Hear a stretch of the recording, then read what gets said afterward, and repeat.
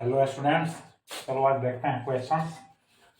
आज का first question देखो, रेसिप्रोकल ऑफ रेसिस्टेंस यानी प्रतिरोध का उल्टा कह रहा है तो क्या होगा, कंडक्टेंस, यानी इसका हिंदी होगा चालकता।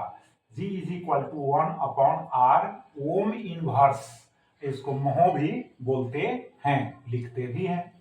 नेक्स्ट क्वेश्चन देखो, रेसिप्रोकल ऑफ रेसिस्टिविटी। देखो रेसिस्टिविटी जो होता है, स्पेसिफिक रेसिस्टेंस को ही रेसिस्टिविटी कहते हैं, तो उसका जो उल्टा होगा कंडक्टिविटी है। कंडक्टिविटी देखो, रेसिस्टिविटी तो यहाँ कंडक्टिविटी, ये अपोजिंग नेचर है, तो ये जो है अपोजिंग नेचर नहीं है बल्कि हेल्पिंग नेचर है, चार्ज को फ्लो होने में मदद करता है। ठीक, तो इसका फॉर्मूला होगा सिग्मा इज इक्वल टू 1/ρ और यूनिट होगा ohm inverse metre inverse. Next question देखो, unit of magnetic pole strength क्या है, एम्पियर मीटर। जैसे सपोज करो एक बार मैग्नेट है, तो इसका एक नॉर्थ पोल होगा, एक साउथ पोल होगा, तो पोल का जो स्ट्रेंथ होगा, ईच पोल स्ट्रेंथ, जिसको हिंदी में ध्रुव प्राबल्य कहते हैं, तो उसका यूनिट होगा एम्पियर मीटर। नेक्स्ट क्वेश्चन देखो, unit of magnetic dipole moment, यानी हिंदी में इसको कहते हैं चुंबकीय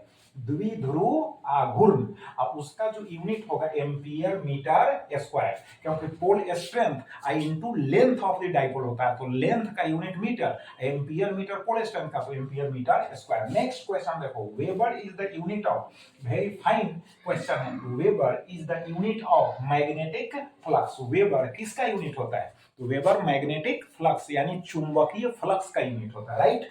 नेक्स्ट क्वेश्चन देखो, Tesla is the unit of magnetic field और मैग्नेटिक फील्ड इंटेंसिटी। टेस्ला जो होता है चुंबकीय क्षेत्र यानी मैग्नेटिक फील्ड का यूनिट होता है।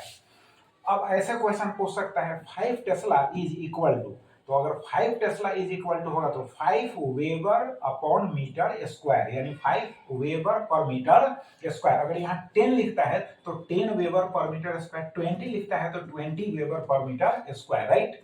नेक्स्ट क्वेश्चन देखो, मैग्नेटिक फ्लक्स फॉर्मूला ही अगर डायरेक्ट पूछ दे तो magnetic flux is d phi, B लिख दिए है मैग्नेटिक फ्लक्स के लिए, यहाँ सिंबल हो गया, is equal to BDS cos theta, याद रखिएगा BDS cos theta.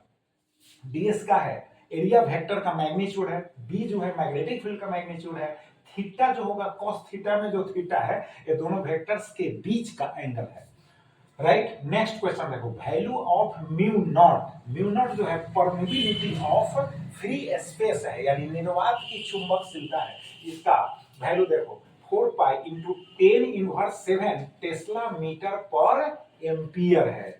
Next question देखो, इंडक्टिव रिएक्टेंस। इंडक्टिव रिएक्टेंस का मतलब जो हिंदी में कुंडली कहते हैं और इंग्लिश में कोयल कहते हैं, ठीक है, वो सर्किट में यूज होता है, तो उसका अपोजिंग नेचर होता है XL is equal to omega L, इसका यूनिट ओम होता है। रेसिस्टेंस देखो, रेसिस्टेंस, रिएक्टेंस, इंपीडेंस, इन सभी का यूनिट सेम ही होता है, अपोजिंग नेचर है, इसलिए ओम होगा। नेक्स्ट इसी में लिखे हुए हैं एंड कैपेसिटिव रिएक्टेंस, जो कैपेसिटर है अगर वो सर्किट में है तो उसका जो नेचर होगा अपोजिंग नेचर होगा, तो उसमें जो अपोजिंग नेचर होगा एक्सी इज इक्वल टू 1/ओमेगा सी, और इसका भी यूनिट ओम ही होगा।